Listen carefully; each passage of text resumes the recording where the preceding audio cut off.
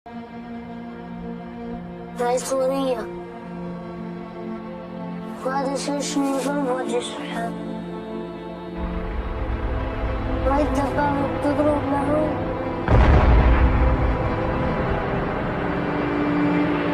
تدل العالم وهذا بيضربون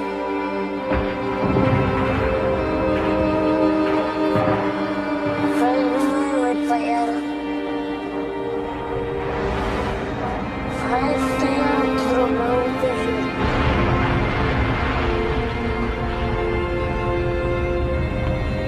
هاي سوريا شوف التدول العالم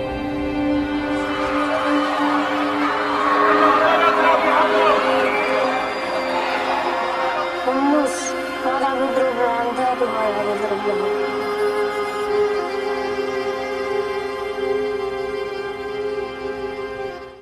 Hi, we are here at Sundance, and I'm here with the filmmaker, and also you are in the documentary of Cries for Syria, and this is obviously a very important story.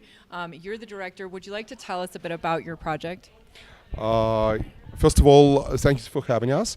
And I think in the footsteps of Winter on Fire, I try to bring voice of innocent people who are struggling for their survival, who are fighting for their existence, who are fighting for their freedom of speech, who despite their struggle, despite huge massacres that are committed by their government and allies of their government, they try and still to keep with their hope.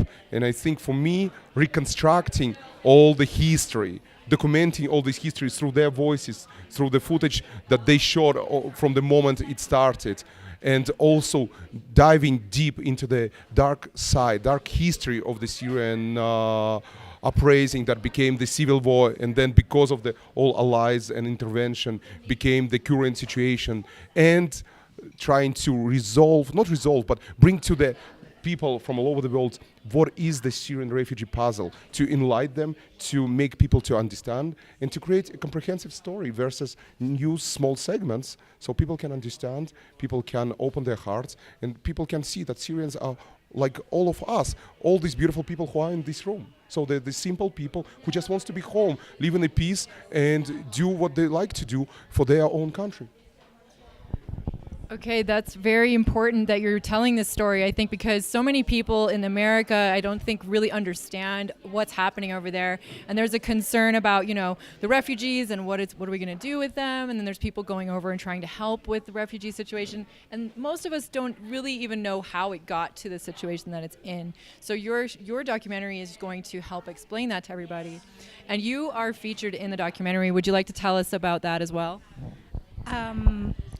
The documentary, in all, to sum it up, it summarizes the Syrian revolution, why it started in 2011, and what came afterwards that made things intensify, and the several actors that participated, and then where we are now. For me, it's a record for the history for us. As a journalist and an activist, and in these 6 years, I couldn't have the opportunity or the luxury of time to sum it up. But for somebody like Evgeny, because he is an outsider and he takes a step back, he could put things in this historical order and tell the story to the people. The importance of this movie for me is that it's going to shed a light about our real cause, that we were freedom callers and we were like normal people like everybody else. We had a dream in 2011, and till this moment we stick to that dream of change and democracy and human rights.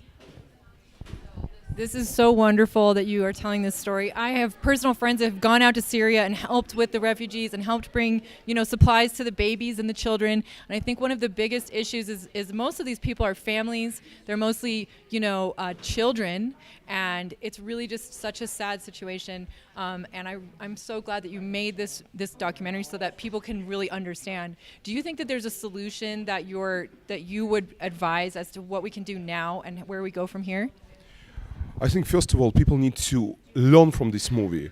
Learn and understand that these people, like you see, she's like all of us. She's same like us fighting with ISIS, who took over their territories. They're not terrorists. They are fighting the terrorism. So at the end of the day, they're not the terrorists.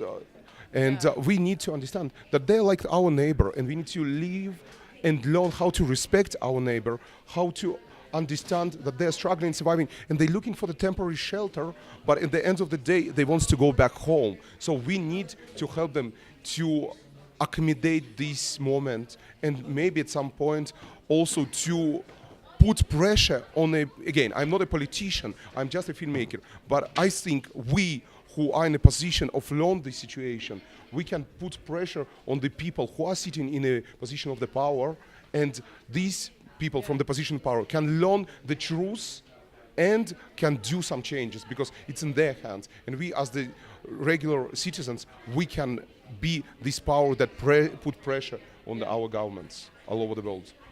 That's very true. I think that the knowledge is what makes that possible. When the people understand and they know what's actually happening and why it's happening.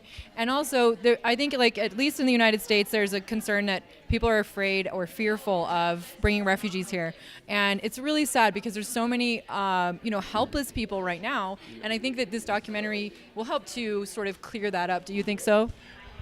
I do, because at the end of the day, I think this fear come from the part that we don't know exactly what's happening there. We only learned from the Syrian situation by bits and pieces of the news, where we're seeing millions of refugees. Again, they're not all Syrian. There is some kind of situation in Europe that they all call Syrian refugees, but it's also not true. I don't know how media can call everybody a Syrian refugee, because they're not. Only, for example, for European Union, there is almost 27 or 30% only are Syrian. The rest is the refugees from different countries who have different modus operandi to come to Europe. So again, Syrians are the ones who struggling for their survival, and they're coming for temporary shelter, because their choice is either to die in the prisons from the regime, to die under the bombs or the shelling, to go to sleep and then they die under the bombs, to lose their beloved ones, to die under the torture of ISIS.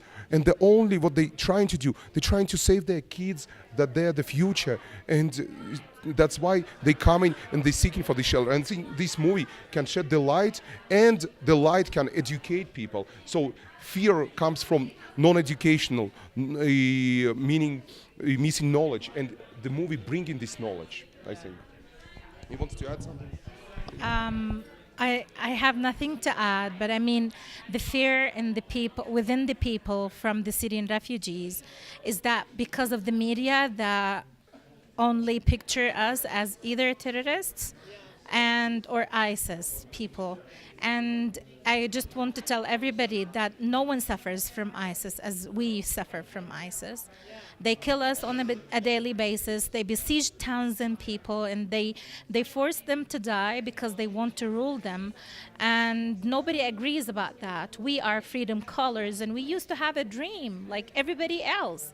And since that time, things changed a lot. I mean, if you are a mom and you have kids, you don't want yourself to die or to lose your kids in front of your eyes and to suffer all your life. So they have no choice but to flee the country. But everybody is going to be back, because I always repeat that nobody is like home.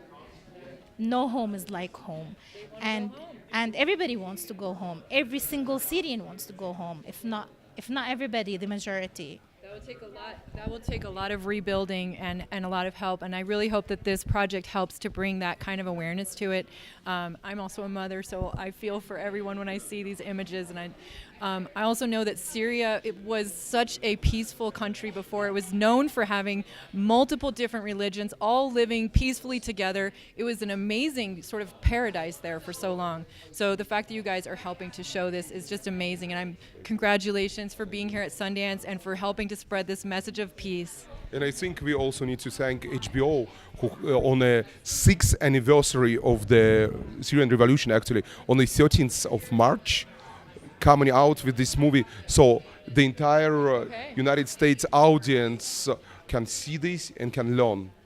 That's fantastic. So you can always go and find out when it's going to be showing on HBO, everybody. If you're not here at Sundance getting to see it here, you can see it on HBO. March 13th. On March 13th. And that's Cries From Syria. Absolutely. Okay, thank you so much and enjoy the rest of the festival. Thank you. Thank you. So much. Thank you. Okay.